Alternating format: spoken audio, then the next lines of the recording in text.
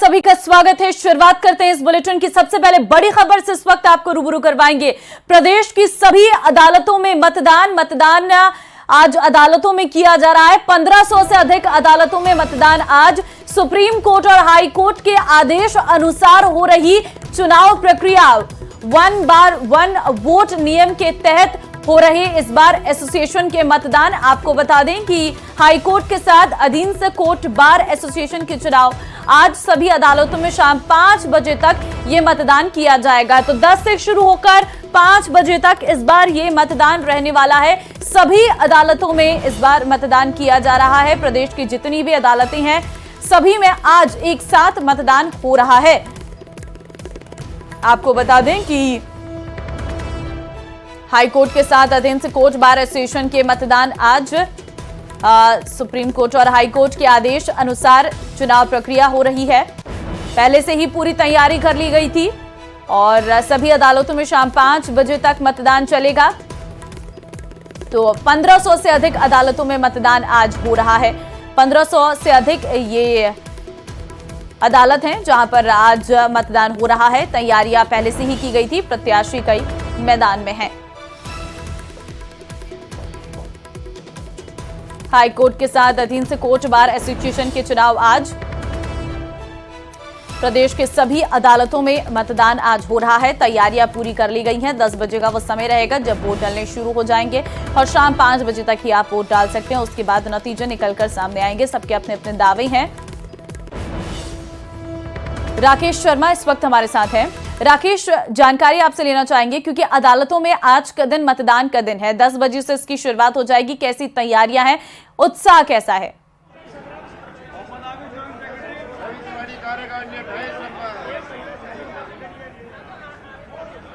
राकेश, आपको मेरी आवाज मिल रही है?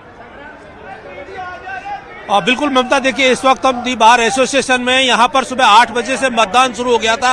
हम आपको तस्वीरें दिखा रहे हैं कि यहाँ पर जो तमाम अधिवक्ता है, जो कोर्ट अधिकारी भी कहलाते हैं, और यहाँ पर बहुत जबरदस्त तरीके से वकीलों में उत्साह नजर आ रहा है और सभी जो प्रत्याशी हैं वो मतदान के लिए प्रेरित कर रहे हैं लोगों को कि ज्यादा से ज्यादा यहाँ पर मतदान में लोग हिस्सा ले सके। चूंकि प्रत्याशी बड़ी संख्या में हैं और उतने ही उनके समर्थक हैं, तो अब हम दिखा सकते हैं कि यहाँ पर एक जब मतदाता आ रहा है तो उसको एक बहुत लंबी लाइन से गुजरना पड़ रहा है और निश्चित ही जो मतदान प्रक्रिया सुबह से शुरू हो गई और यहाँ पर कई नवाचार किए गए हैं। इस बार जो हाईकोर्ट और जो बार एसोसिएशन के चुनाव हैं, हमारे साथ चुनाव अधिकारी हैं दिलीप सिंह सिहाग। हम उनसे बात करते हैं कि इस बार मतदान प्रक्रिया को शांतिपूर्ण और निष्पक्ष तरीके से संपन्न करवाने के लिए किस तरह के प्रयास किए गए हैं, क्या मॉडिफाइड व्यवस्थाएं हैं?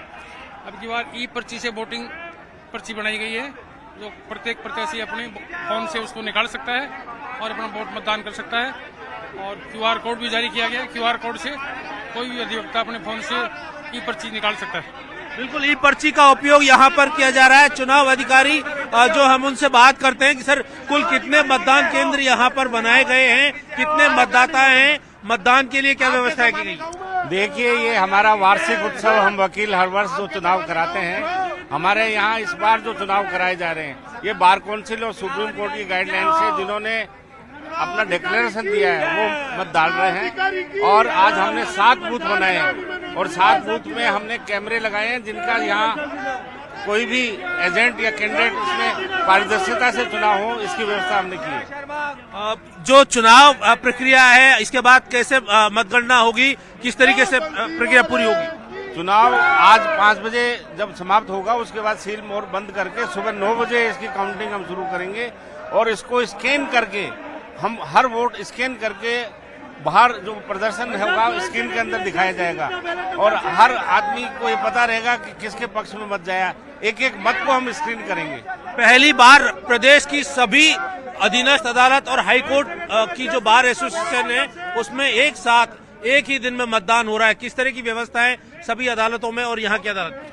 देखिए, सभी अदालतों में आज एक दिन 1 बार 1 वोट का जो सिद्धांत पे सुप्रीम कोर्ट ने डायरेक्शंस दिया है उसके तहत प्रदेश भर की सभी बार में आज चुनाव हो रहा है और ये अधिवक्ता दिवस के रूप में हम मना रहे हैं।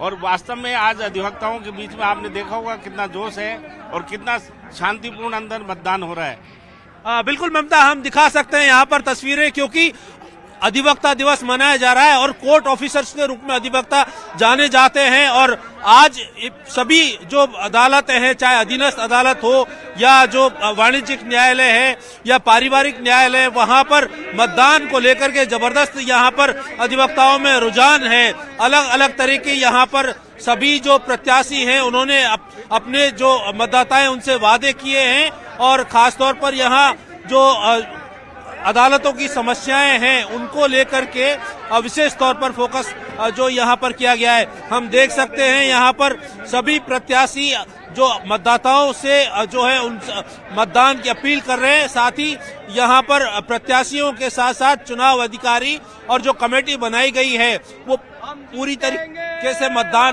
को निष्पक्ष और पारदर्शी तरीके से संपन्न करवाने की जो है प्रक्रिया अपना रही है।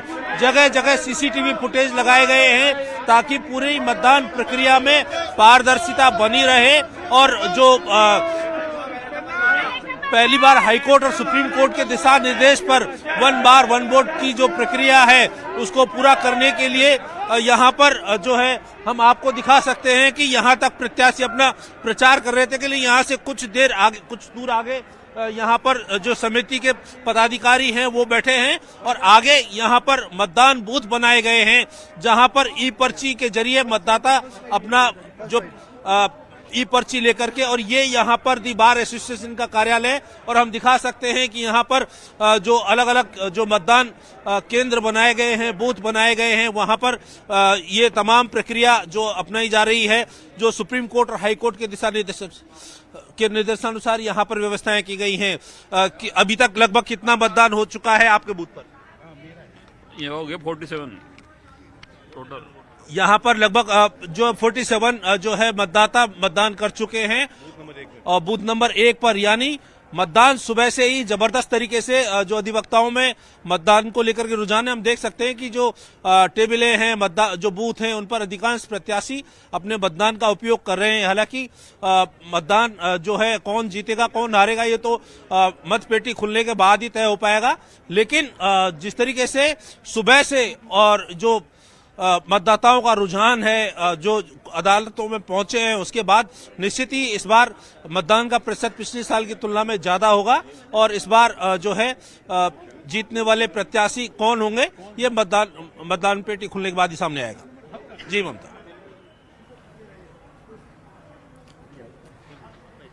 ठीक है राकेश, बिल्कुल हम तस्वीरों में देख रहे हैं कि किस तरीके से इस बार इंतजाम किए गए हैं और क्योंकि इस बार एक नया तरीका है, कुछ रूल्स बदले गए हैं, उसको लेकर लोगों की क्या राय निकलकर सामने आ रही है। क्योंकि इस बार किसी भी तरीके से लोक लुभावन चीजें प्रत्याशी नहीं कर सकते थे किसी भी तरीके का, और क्योंकि इस बार बहुत पारदर्शिता के साथ ये चुनाव संपन्न कराए जाने हैं।